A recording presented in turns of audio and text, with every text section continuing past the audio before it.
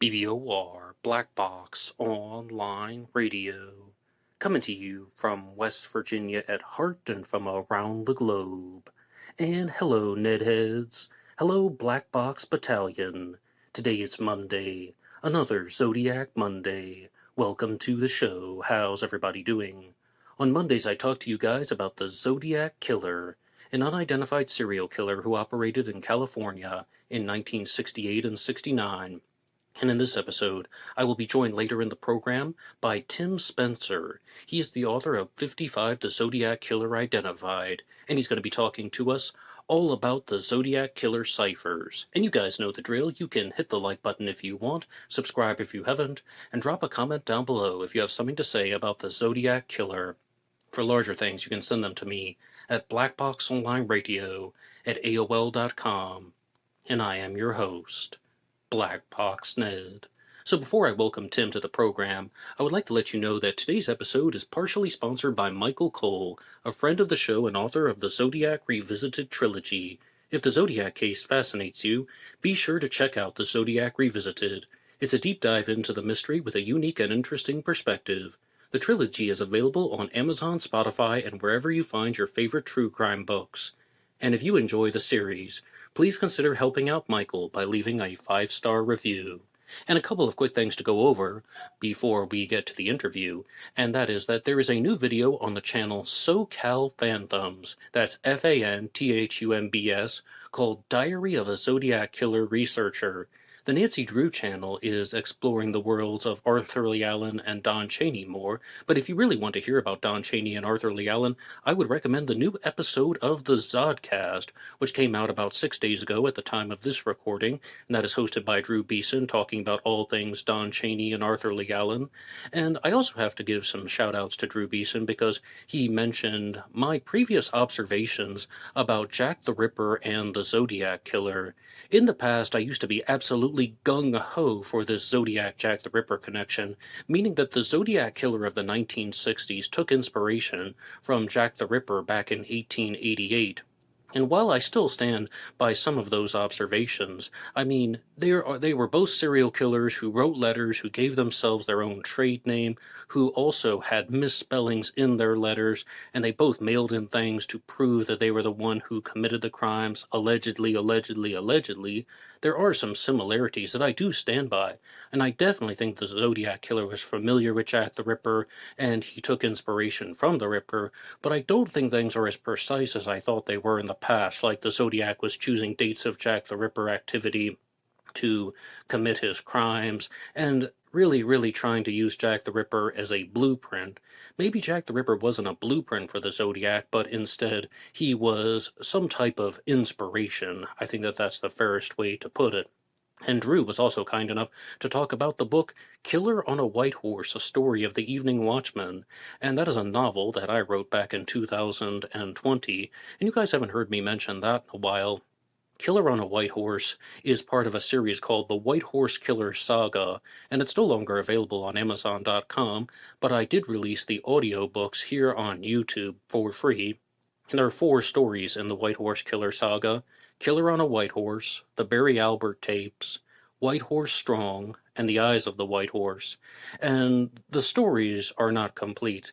I was really expecting to write a 5th story to just end the series, to tie everything together.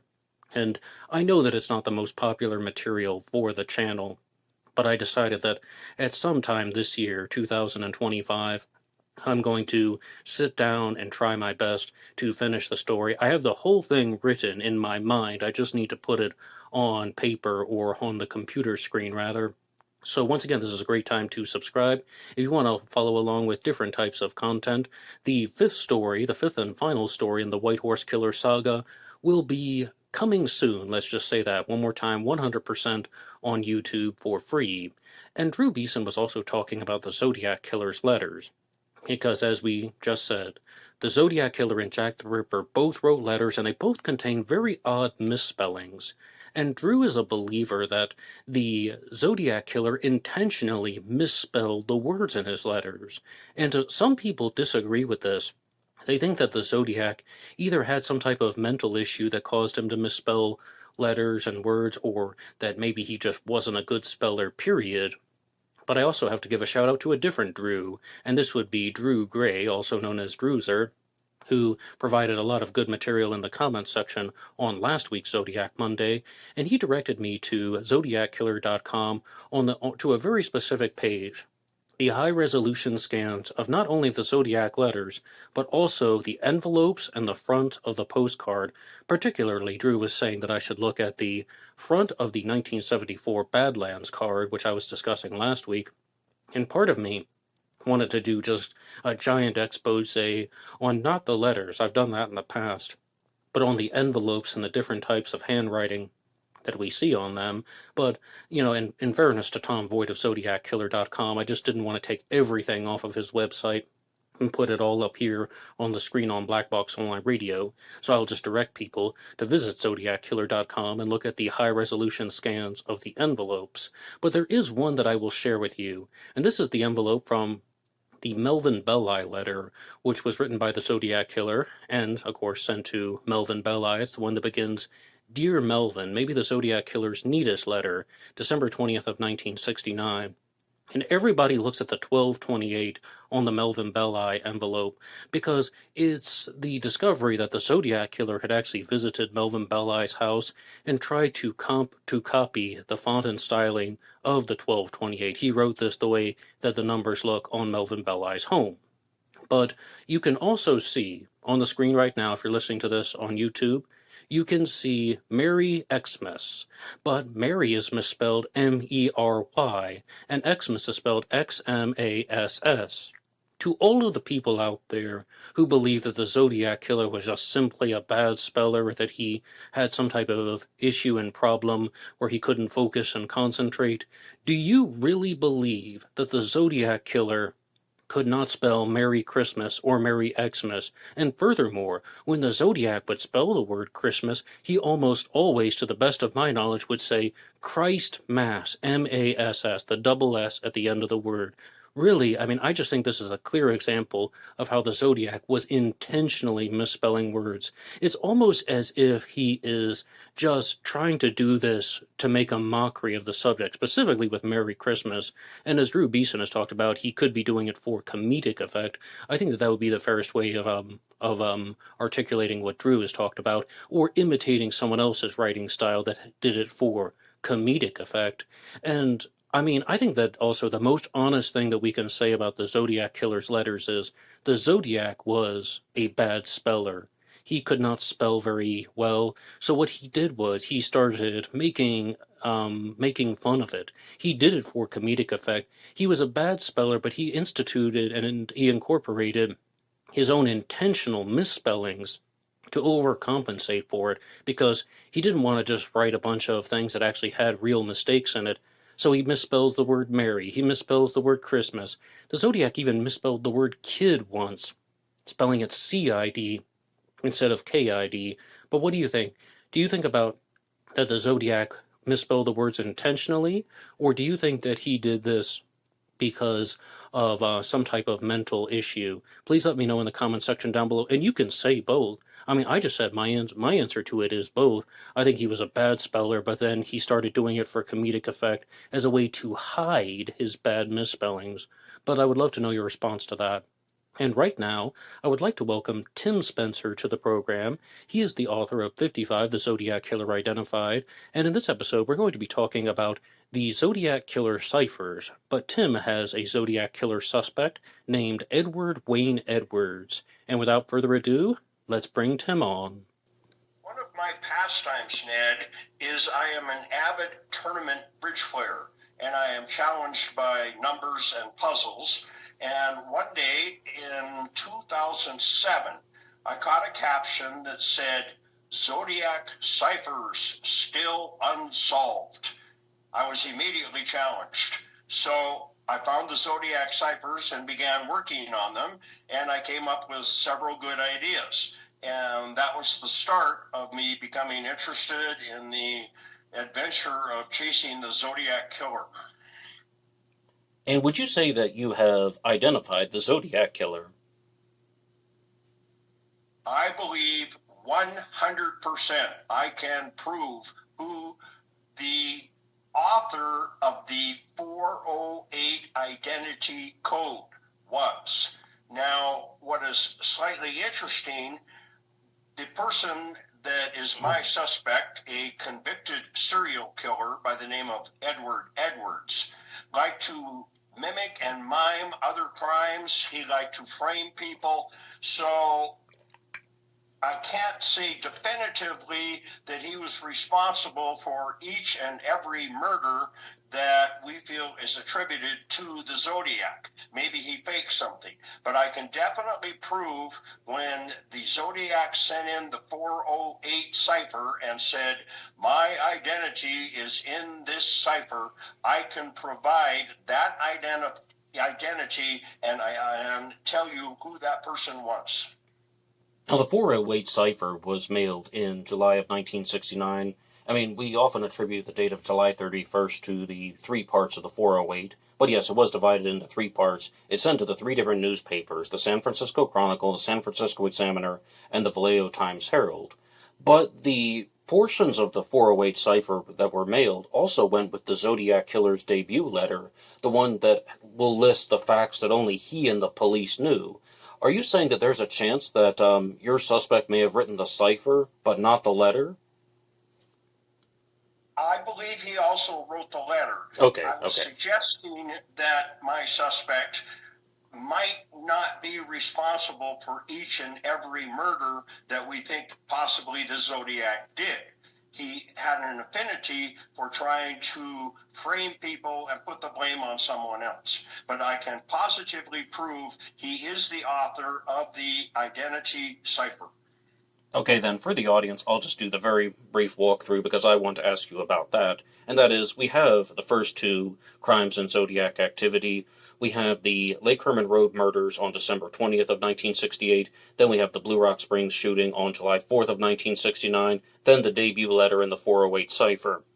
But really, Tim, I want to get to your observations because you're the guest on the program. What has proven to you that your suspect, Edward Wayne Edwards, wrote the 408 cipher? To understand, Ned, are you asking me, and I would be happy to explain the proof that Edward Edwards was the author of the 408? Absolutely, I'm asking that. What is your proof that Edward Wayne Edwards authored the 408 cipher? I'm happy to volunteer that at this time, and I will go into that explanation, and it is not terribly lengthy. And as the Zodiac author commented, it's easy. It's a number. It is right in front of you, and that is absolutely true. Can I take a guess at what number? Yes, I can explain the entire thing, and I will do so in a few seconds. It's kind of like giving you the end of the book at the very beginning because there are so many exciting stories involved in my adventure. But I am happy to provide that proof at this time and hopefully gain the credibility of the audience and go through the very simple steps that prove Edward Edwards was the author, and it is his identity that is provided in this puzzle. All right, let's hear it. Let me begin. Please. Absolutely.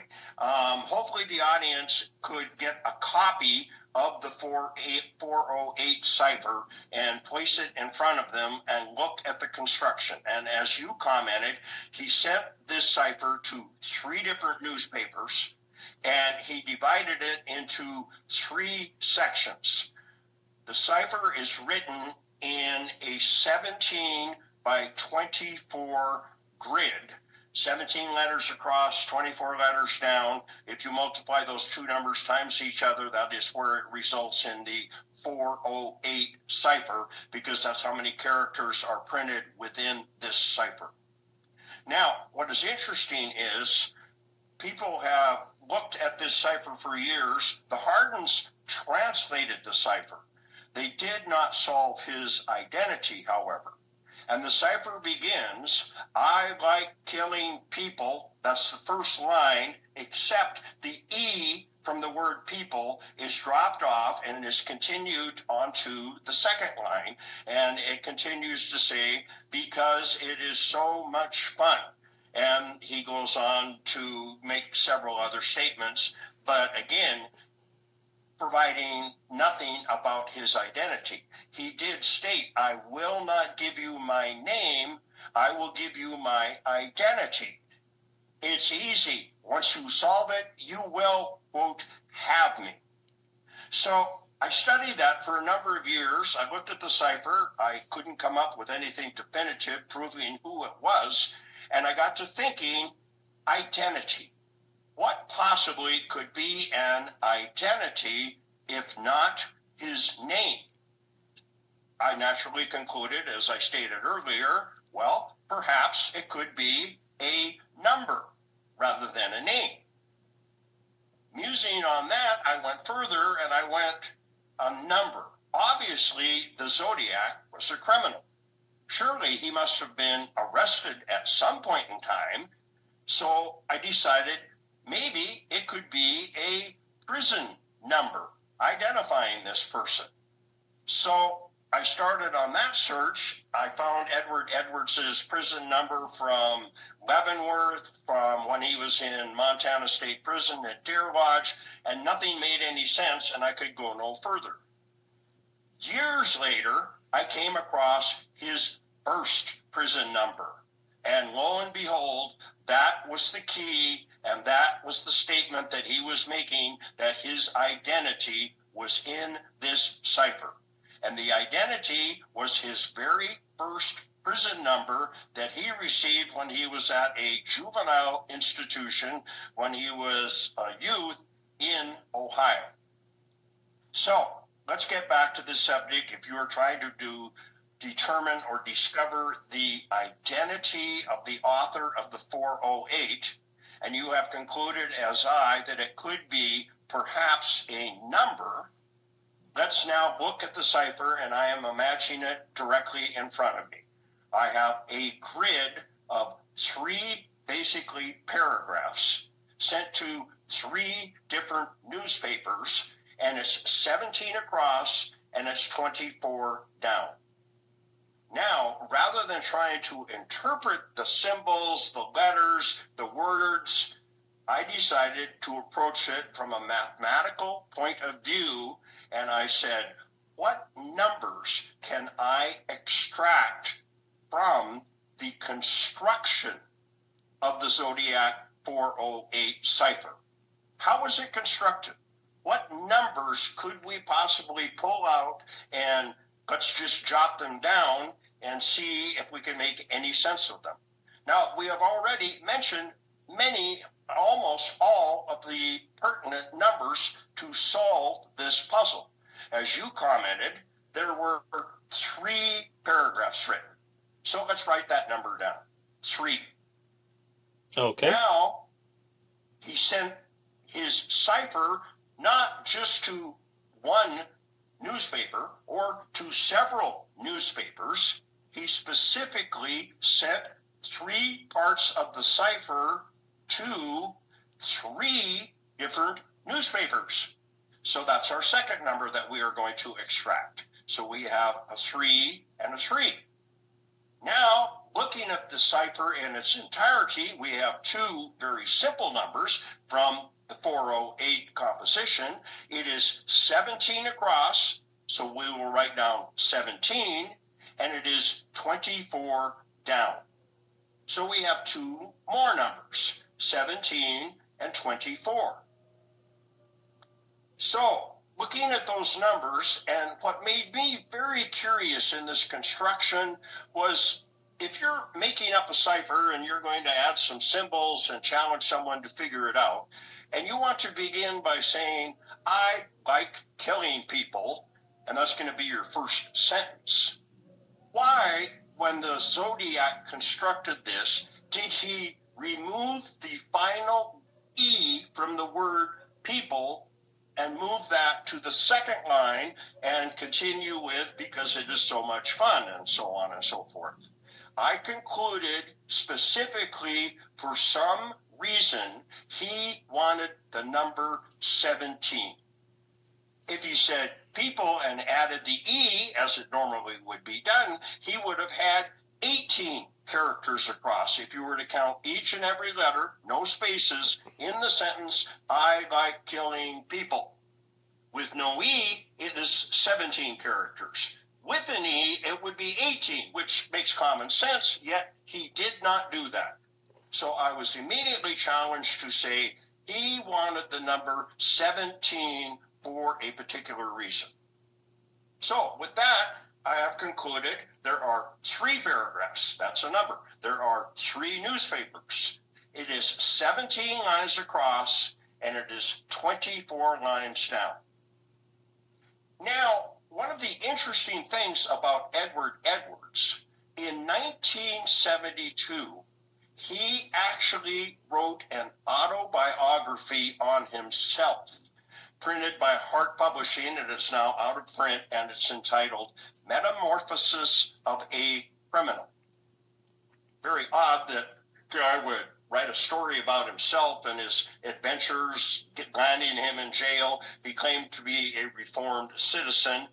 And if you were to peruse that book, and I would highly recommend people do such because there is so much information, in one of the early chapters, he claims that when he was imprisoned or incarcerated as a youth and a juvenile, one of the guards told him, Edwards, you are no longer going to be Edwards anymore. And he specifically uses the word in this book. You are going to have a new identity. That caught my attention, and I had never seen this prison number until I studied his book once again. And that prison number as a youth and a juvenile, and the answer to the construction of the 408 grid is his prison number as a juvenile. And that number is 33245. That was his prison number. That is absolutely documented. It is in his NCIC report, which is National Crime Information Center. And it says at the age of 17, his prison number in this Ohio juvenile facility was 33245. That is an absolute documented fact. It cannot be denied. Well, this is his first prison number, and I feel that made a very strong impression upon him. Now, let's get back to the construction of the grid. 17 lines across, 24 down, 3 paragraphs, 3 different newspapers. So how many of our numbers do we have? Well, obviously, we have the first 3 in the 33245. That's one of our 4 numbers. We have the second 3 in the 33245. And then we have 24, 33245. So we have 3 of the critical numbers in the construction of the grid. Now, his prison number now ends in 5. So my final question to myself was, well, I've got 3 of the 4 critical numbers. Where is the 17? That's nowhere in the number 33245. Why did he go specifically 17 characters across and drop the E? Believe me, this was not an accident. This was done on purpose. So once again, where is the 17? And it dawned upon me, add the numbers up. 3 plus 3 is 6, plus 2 is 8, plus 4 is 12, and now the final 5 makes the entire prison number add to the number 17, providing the final clue in the construction of the grid of the 408. It is not hidden within the characters, the symbols. I have explanations and stories about that at a different page. But the critical numbers of his prison number, 3, 3, 2, 4, 5, provide the exact construction of the 408 grid. 3 newspapers, 3 paragraphs, 17 across. Why would he end people with no E and go to the next line? He wanted 17 and then 24 down. And lo and behold, specifically his very first impressionable prison number, 33245. Absolutely beyond winning the lottery 50 times in a row. This just cannot be denied. If you ask the question, why did he quit at 17? Why did he split it into three? Why three newspapers? He was providing his identity as a juvenile as his first prison number. Okay, wow, that really is a lot for us to go through. But I mean, I really want to thank you for being extremely clear about how you came to that determination, and that was a very direct answer. Now, I think that the audience is going to have a lot of questions, though, particularly when you said that Edward Wayne Edwards had this habit of committing murders and blaming it on other people. And this might not be directly associated with the 408 cipher material that you just mentioned, but do you think that he committed the Zodiac murders? Absolutely. I believe there is no doubt whatsoever. Okay, I good. am not positive he committed all that are attributed. Perhaps somewhere he tried to put the blame on someone else. But I guess it would be more accurate to say I absolutely believe he constructed and sent the 408 cipher. By that, I think you conclude that he was responsible for several of the murders that the Zodiac committed. Right. Actually would like to interject. I wanted to volunteer this at some time. Enjoyed a television miniseries about a Wyoming sheriff by the name of Longmire, and I stole this line from that series. I would like to give them credit. They are investigating a murder, and one of the investigating persons made the statement, you know what? If I was looking for someone that had committed a murder, I would start by looking at someone who had already was known of committing a murder somewhere else. And I think that is an absolute huge statement. The Zodiac sleuths and investigators, we have dozens of names, let's say, for example, on websites. I think it was my uncle. I think it was Arthur Lee Allen. I think it was Richard Gaikowski, and many, many names suggested as suspects. I think if you were to take a list and look at the suspects and look out that list, who is known to have committed murders? And Edward Edwards is the only one on that list that is known to have committed murders. I think that is a huge statement. Well, let's be clear, though. Lots of people have Zodiac killer suspects that are also convicted serial killers. They might not be the first names that people are thinking about, but wouldn't you admit that there are other Zodiac suspects who are convicted murderers? I do not believe they are viable suspects. I believe some have even suggested that maybe Ted Kaczynski, Exactly, yes. The Zodiac, and names like that. But there is absolutely no credibility, no forensic evidence whatsoever, and there is an incredible amount of information and evidence that indicates Edwards as a suspect. Right, so like for the audience, what I believe Tim is saying is that there are going to be Zodiac killer suspects who are convicted murderers, but he means out of the most widely discussed ones, as well as the ones that are featured on a lot of the Zodiac killer websites. The names that I talked to you guys about on Zodiac Monday, Arthur Lee Allen, Gaikowski, Lawrence Kane, and Ross Sullivan, you mean that those individuals were not convicted murderers, correct?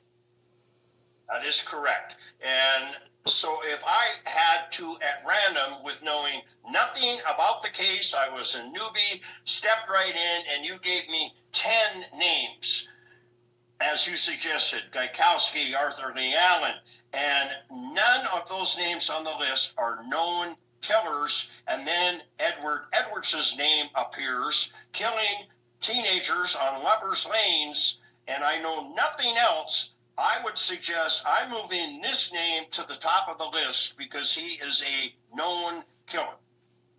You know, it's interesting you say that because when I first started reading about the Zodiac Killer online, Ted Kaczynski was still featured on ZodiacKiller.com. I believe he's not on the top suspect list anymore, but that was something that really surprised me. Kaczynski, the Unabomber, as a Zodiac Killer suspect. And things have changed, you know, since I first started, but I see your point, and I'll give you that one. But Tim, you're the guest, so I would like to offer you a choice. Would you like to talk more about the ciphers, or would you like to talk more about the crimes? Because I have a challenge question for you about ciphers, and I have 97 challenge questions about the crimes. What would you like? I think the ciphers are absolutely undeniable and cut and dried. End of subject. 3 parts, 3 newspapers, 17 across, 24 down. 33245 was his first prison number. Adding to 17, I believe that subject is over. It absolutely documents this is his prison number. And I don't believe there's much of interest after that to continue the conversation. I think we could move on because there are so many incredible stories that I would love to share with you and the audience that will literally leaving you shaking your head and the hair standing up on the back of your neck. It is unbelievable. All tying Edward Edwards to this case and the solution. I believe there is no doubt. Well, then I'm going to regret my previous offer because I said that you could choose, but now that you've said it like that, I really think I have to ask you one challenge question about your cipher solution, or what you called the construction of the cipher. One challenge question, okay? Absolutely. All right, so some people believe that the 408 cipher, as well as the other ciphers, were written on a light table with graph paper. And is it possible that the Zodiac was just doing this because he found that those numbers, the 17 across, fit more neatly into his light table or with his graph paper, or that it fit in more easily with the monarch size stationery that he was using? Did he arrange the letters like that because of convenience, practicality, and it was just a neater presentation? If he used 18 symbols on one line, couldn't that have caused some type of clustering, or just could it have made the cipher too cramped? So he put 17 on one line because it just made it a better looking cipher. What's your response? I do not believe that he constructed the cipher to make it more presentable or easier to look at for whatever reason. And no, I do not give any validity to that idea whatsoever. Why didn't he just, even if it was a question of space, he could have quit at 16 characters across and then gone to the next line. But the question is, why did he? I'm going to back up. Edward Edwards, everything he did for a reason. And that is just documented consistently. So he quit at 17 characters across for a reason. While we're on that subject, I will throw out one more grain of to think about, and maybe people were questioning, why did I entitle my book 55 Zodiac Killer Identified? Yes. And it was published forever that he used 55 different symbols, characters to construct the cipher that was later translated by the Hardens. Well, we've all seen the Sunday newspapers with a letter substitution cipher where ultimately you want to solve this and interpret it. Longfellow wrote such and such, and you use different letters for different symbols. It is always a 26 character for the 26 letters of the alphabet, letter substitution one-on-one. I have never seen a substitution cipher that is any different than 26 letters substituted for a different letter for the obvious reason. So you ask the question, why in the world did this guy construct this puzzle with 55 characters? This is unheard of. What is interesting is, if you were a little knowledgeable in solving puzzles and ciphers and you're looking at 55 characters that translate into 26 letters of the alphabet. How can 55 letters be translated into 26 letters of the alphabet? There's only one answer to that. That's right. Some letters had to be used more than once. 3 different symbols could stand for the letter E. 5 symbols could stand for the letter M. That's all arbitrary, but it's the only way it could be possible that 55 different characters become 26 letters of the alphabet. There has to be duplication. It is the only way possible. So again, you ask yourself, why did he use 55? Kind of like you suggested. Well, why did he go 17 across? Why didn't he do 18? Maybe it would have fit better. Yes. Maybe these answers are not possible whatsoever. Go back to the statement, he did everything for a reason. So why did he pick 55? Actually, after I wrote that book, I was written and I have encountered other frequencies of 55. I got an article sent to me of a man claiming to be the Zodiac, and the headline of that news article says, Zodiac calls in and says he's going to kill 10 over the weekend. But it is mostly believed to be a hoax. We don't really think it was the Zodiac. And it goes on to quote the caller. And the caller calls in and he did not say, I'm going to kill 10. He said, I am going to go out over the weekend and I am going to kill 5 police officers. And then I'm going to go out and kill a family of 5. This is in a California newspaper. So once again, we have this 55 appearing reiterated. Now, go back to the statement, everything he did was for a reason. Now let's think about this number 55 for a second. You want to call this a coincidence? I don't think so. The question I'm going to ask you is, what is the 5th letter in the alphabet? A, B, C, D, E. Funny. Edward Edwards. Ah, yes, 5-5. So, like, your book could also be thought of as 5-5, the Zodiac Killer Identified for E.E., Edward Edwards. Absolutely correct. That is why this mysterious 55 appears in the history of the Zodiac. This is not an accident. This is one of his many taunting clues. Here I am, but you're too numb to figure it out. And no one to this day have I ever seen on any Zodiac site questioned, where did this mysterious 55 come from? Those were his initials. All right, and I really do thank you for all that, but you said that you did want to talk about the crimes, and you've also made a bold statement already that you might believe that Edward Wayne Edwards was not responsible for all of the Zodiac murders.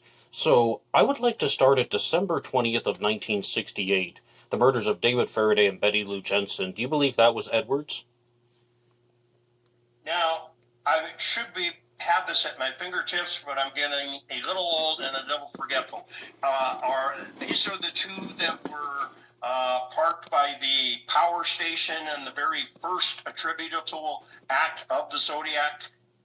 Is my memory correct on this one? Yes, by the Benicia water pumping station, and Yes. Excellent. Okay, let's get back to how did I come upon my conclusions? How do I tie this to Edwards? And the approach of the Zodiac sleuths, I'm going to say, for example, and certainly law enforcement. They've had many years of experience, is fairly predictable, and they follow a certain pattern to look for clues, search for answers, search for evidence, question things that happened. And I looked upon that clue and said, we have to think outside the box on this. Let's figure out the solution as to who was this Zodiac, and how can we approach this perhaps from a different point of view, and I'm going to call it outside the box thinking, and try to answer some of these questions, and that will lead us to the correct answer. So now we're going to attribute this first hit of Jensen and Faraday occurring in December in Vallejo. So I asked myself at some point in time, why did this occur in Vallejo? Why didn't this occur in San Francisco? Why didn't it occur in some other state?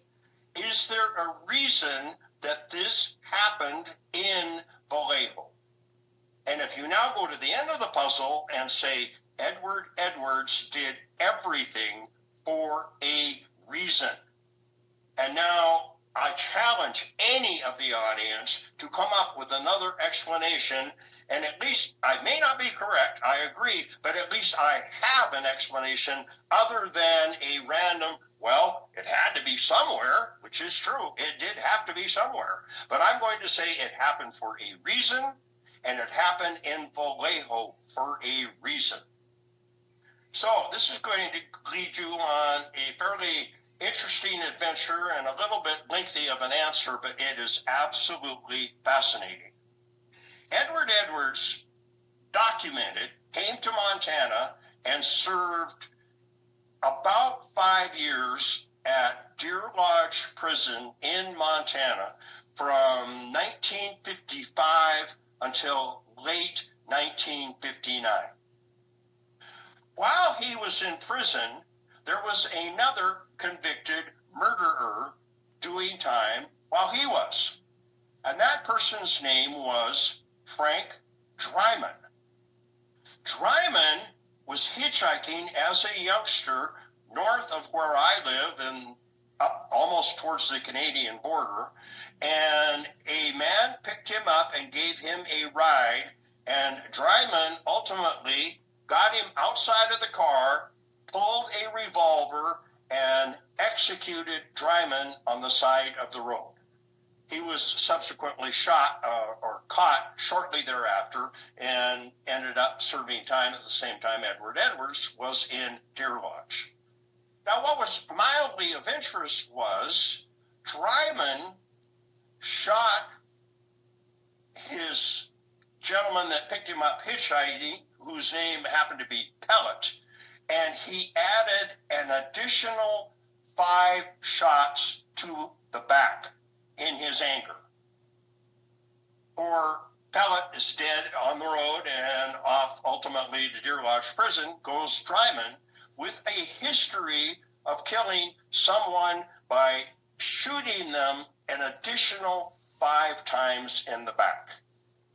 Now, we all have asked the famous question, why in the world did Betty Lou get an additional 5 to the back after she probably was already dead? No one has ever had a legitimate answer to that question. Now, we back up and we have Edward Edwards in prison with Dryman, who has killed Pellet by 5 to the back. Now, in the investigation of Edwards and looking at different information, with the help of my partner at that time, who had some political strings, we were able to have access to the parole and prison records for the state of Montana. And we pulled the records for both Frank Dryman and, of course, for Edward Edwards. Not knowing what we were going to discover, we start looking at the release records for Frank Dryman. And lo and behold, the parole and prison records from Deer Lodge specifically state. Now, interesting about parole, maybe a lot of people don't know this. When you receive parole from an incarceration or prison, 2 things sort of take place at the same time. Number one, you are technically still in prison while you're on parole, but you're not within the facility anymore. You have a certain amount of freedom to roam, places you can go, but you're not behind bars. However, you still have to adhere to a number of the same regulations. The second thing is, when you are granted parole, as Dryman was, He goes before the parole board in, perhaps I'm going to say, early December, and they require 2 items from you when you apply for parole. They say, where do you want to live? And number 2, you have to have a job. And if you don't provide those 2 pieces, you will not be granted parole. So Dryman comes up with the answer, and he says, for a job, I'm going to go work for my brother in California. And he has a cabinetry shop and woodworking tools and things like that. And he said that he'd be willing to give me gainful employment so I meet the requirement for a job. And they said, okay, and where is that? And he said, Vallejo, California. And once again, I would like to thank Tim Spencer for appearing on Black Box Online Radio's Zodiac Monday. As you can tell, that was part 1 of our interview, where Tim was talking about his secret message in the 408 cipher. And you guys who listen to BOR regularly will know that I am somewhat skeptical of these numerical clues and signatures. It's almost what the British TV host Andrew Neil would say, always a bit sniffy about the subject. And that's my ultimate take on this. But I am so much more fascinated with the challenge question that he was posing near the end of the segment, when he was talking about the reasons for how and why the Zodiac Killer committed the Lake Herman Road murders. Because you guys who listen to Zodiac Monday will know that I can't resist challenge questions, and I would really love to know your responses to what Tim was talking about. Why did the Zodiac Killer commit the crime at Lake Herman Road? And Tim even gives us the concession that maybe he just did it that way because it was something impulsive. I mean, the first crime has to happen somewhere, and maybe the Zodiac Killer wasn't even really thinking too much, and he just did it that way because of his own emotions and impulses. But I'm not even going to accept that, and I don't think Tim does either. Instead, let's look at this. Why did the Zodiac Killer commit a crime on December 20th of 1968? Why Lake Herman Road? And also, why did he shoot Betty Lou Jensen more times than necessary to kill her? I mean, everybody would understand what Tim is saying, right? You would only have to shoot somebody one time to kill them, the way that David Faraday was shot, execution style. I think that the first one that I want to discuss within this is about the number of bullets that were shot at Betty Lou Jensen, the female victim of Lake Herman Road. Now, one possibility is that he could have been trying to do something from his own personal background, as Tim Spencer said, trying to almost pay homage or to leave some type of signature that was similar to the murder of Clarence Pellet that was committed by Frank Dryman, and that is the subject of the book Dastardly by Clarence Pellet's grandson, Clem Pellet. I mean, you can find out more information there. Clem Pellet has also done lots of presentations on YouTube. But another thing that I've thought about a lot over the years is that Betty Lou perhaps just chose to run on her own accord. Why did the Zodiac shoot Betty Lou more times? When she saw David Faraday get shot, she took off running, and the Zodiac just responded. He just turned the gun on her, and he shot multiple times. He was not expecting her to run, because David Faraday is held up at gunpoint, and he's just been killed. The Zodiac expected Betty Lou Jensen to just be frozen, paralyzed with fear, to stand still like a statue, and he didn't know that she would have flight instincts. So she starts running, and then the Zodiac just turns the gun on her. Now that's the one that I support the most right now. Another possibility is that the Zodiac actually told Betty Lou to run. Why did he shoot her 5 times? Because he was confident with his aim, even though he wasn't an expert marksman, but he was confident enough with his aim and his pencil flashlight that he could hit her while she was running. He told the girl, run, and then he just starts shooting. And that's why she was shot multiple times. But what do you think? Really, this is a challenge question for the audience. Why do you think the Zodiac Killer shot Betty Lou Jensen so many times at Lake Herman Road when David Faraday was only shot once, more or less execution style, by the ear? Please let me know in the comments section down below. As far as the location, I mean, the location could have significance in terms of lining up points on a map. It could also have significance with the bodies of water connection, Lake Herman Road, Benicia Water Pumping Station.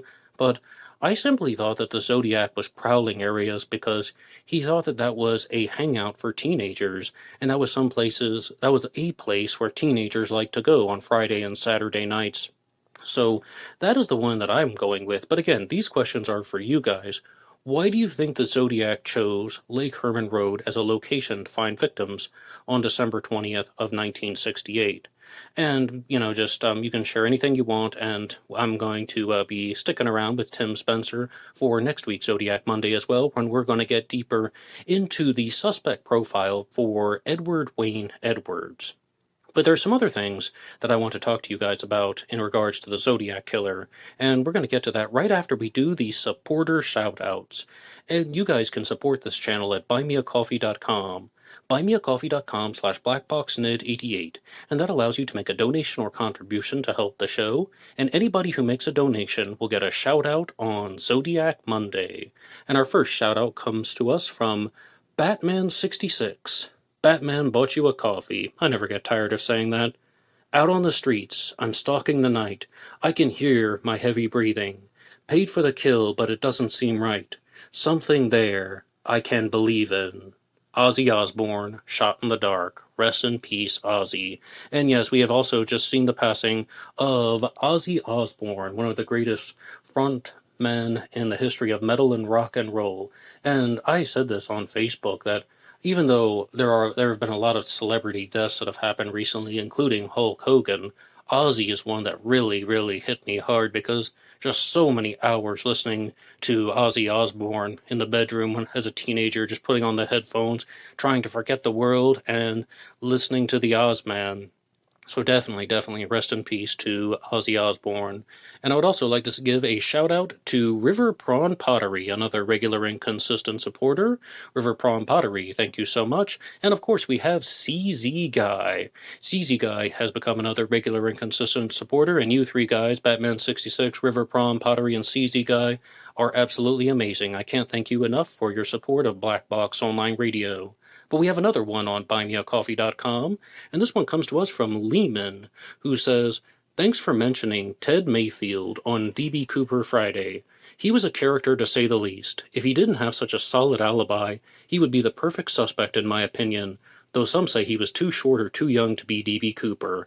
He had a past history of armed robbery, disregard for authority, amazing skydiving and flying plane knowledge, and was in financial binds in 1971 and had several grudges and knew the area of the jump zone too well. Too bad his alibi was so good."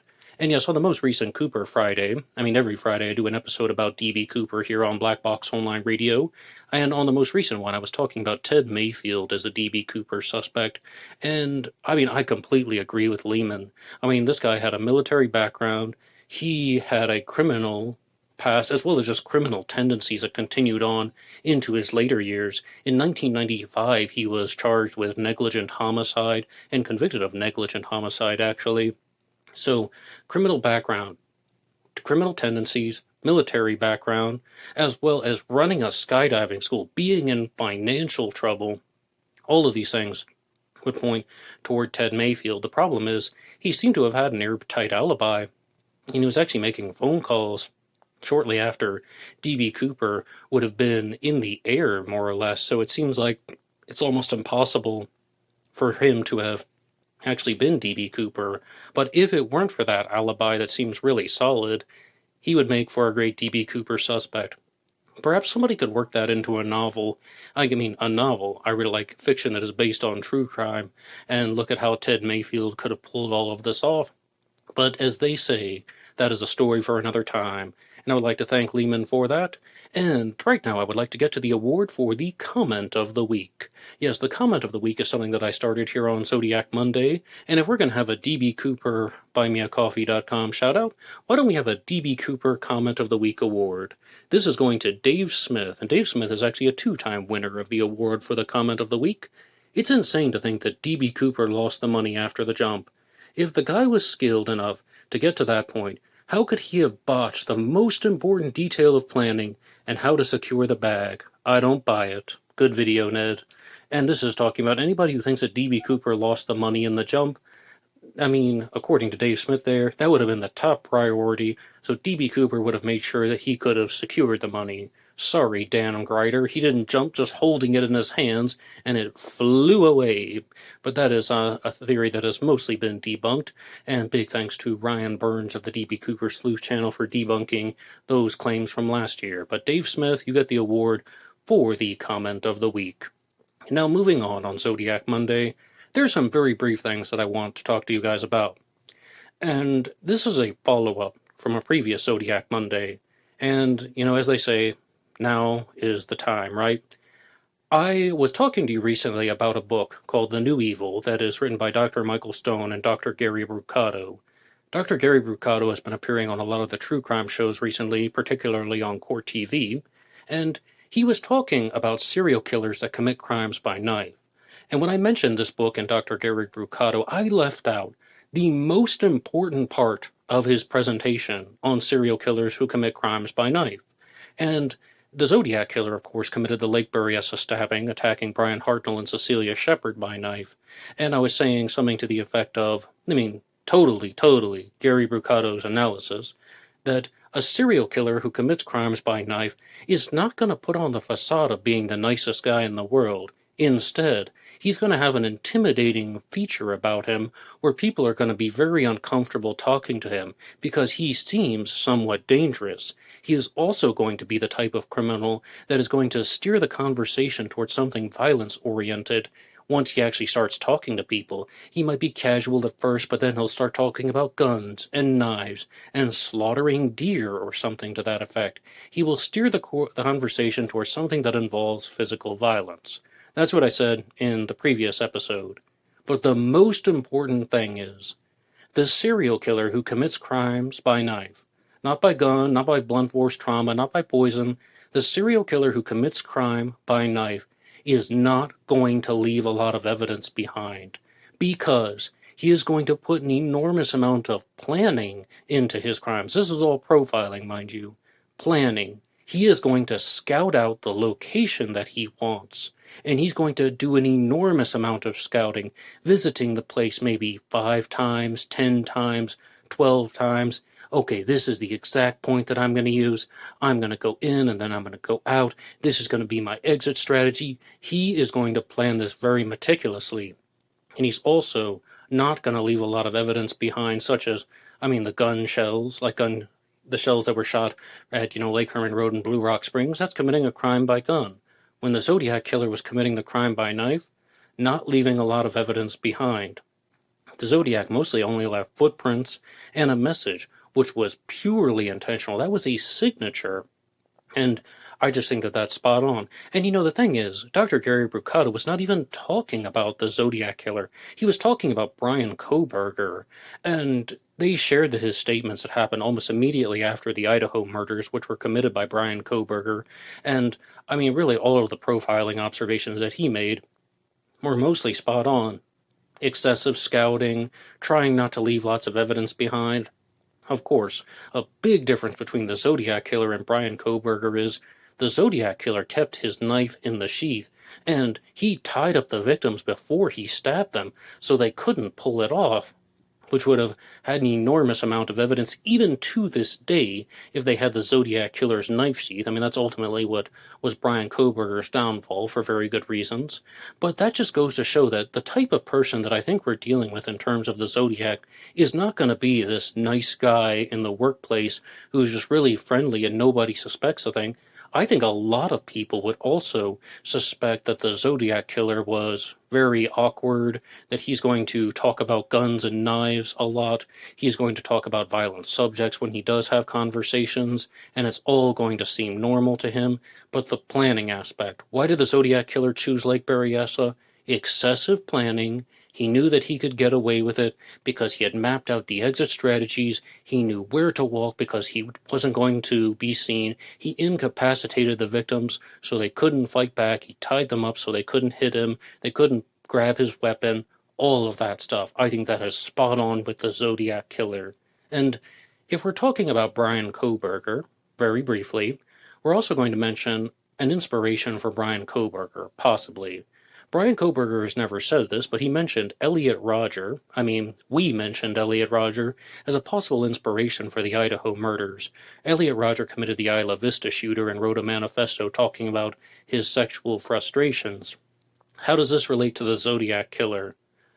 I saw a documentary recently from Dire Trip on Elliot Rodger. It was 3 hours long, worth every minute, perhaps the best user-generated documentary on the subject. And with Elliot Rodger, who was a mass shooter, there were very clear escalations in physical violence. This is what this documentary really wanted to do. It wanted to take the stories of how this person is escalating in violence toward a mass shooting. He starts out by pouring drinks on people and running away. Like liquid, I guess, was his go-to. Because then eventually he took a super soaker and filled it with orange juice and sprayed people, and then ran away. Then ultimately he stabbed his roommates and their friend to death, and he was, again, very methodical. He cleaned up the blood after each stabbing, waiting for the next person to come home so he could stab them again. Again, this is like the perpetrator who commits the crime by knife puts in a lot of planning and has very specific steps in place because it's a more intimate, personal, and up close crime by definition. Now, the next issue is, with the Zodiac Killer, would we see that? Does the Zodiac Killer have certain escalations in physical violence in his lifetime? Maybe the kind of guy that starts out with harassing people, maybe the kind of guy that starts out by hitting people, and eventually it escalates toward committing murders. Well, I'm not necessarily convinced of that, because with Elliot Rodger, he was a mass shooter, and he's like slowly about to go over the edge, and one day he went over the edge. All by design, mind you, he planned it. But with the Zodiac Killer, I think that it's quite possible that the Zodiac would have concealed his destructive tendencies, even though he's the type of person that's going to have weird conversations, he'll make people uncomfortable. I think that he would have not necessarily acted out in terms of physical violence, because he was not a mass killer, he was not a mass shooter, he was a serial killer. So he's only unleashing the serial killing crimes at calculated intervals. I mean, think about everything I said in regards to the planning. He is only doing this when he plans to do it. Maybe Lake Herman Road, if anything, was a little bit unplanned. But at the same time, I mean, the Zodiac seems that he was able to control himself for 6 months. And I certainly don't think that he was trying to get into fistfights every single day in between the Lake Herman Road murders and the Blue Rock Springs shooting. Instead, I think the Zodiac was the type that was actually able to control all of these violent tendencies, these destructive tendencies. He would make people uncomfortable in conversation, but he wouldn't necessarily be the kind of person that's going to pour a drink on somebody in a bar and then run out. He's not the type of person that would throw orange juice on somebody. Instead, he would let it go and then just plan his next murder. And that's what I think the Zodiac Killer was all about. What do you think in regards to any of these statements about psychological profiling? What do you think about anything that we've said in regards to D.B. Cooper as well? But of course, most importantly, how do you respond to the challenges from Tim Spencer in the interview segment that we did? And you guys know where to write the show, blackboxonlineradio@aol.com. You can also get me on Facebook. My personal Facebook name is Ned DeHaan. Black Box Online Radio has a Facebook page. And of course, blackboxned88 on Instagram. And I use all of these to release shorts and reels Monday through Friday that mostly talk about serial killers, true crime news, and any subject under the sun or in the darkness. And you guys know where to support the show, buymeacoffee.com/blackboxned88. But that will be all for me now. I will see you tomorrow for an episode about JonBenet Ramsey. And goodbye.